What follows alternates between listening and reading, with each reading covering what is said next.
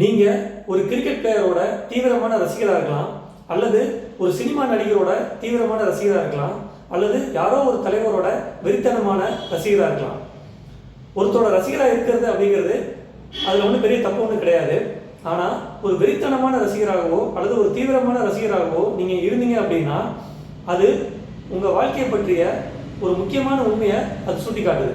அது என்ன அப்படின்னா, நீங்கள் உங்களோட சுயத்தை மறுக்கிறீங்க. சுயம் அப்படின்னா செல்ஃப், அதாவது நீங்கள் உங்களுக்குன்னு ஒரு சுய அடையாளம் இல்லாமல் போயிடும். அந்த சுய அடையாளம், அதாவது செல்ஃப் ஐடென்டிட்டி, அதை வெளிப்படுத்துறதுல உங்களுக்கு பெரிய சிரமம் இருக்கும்.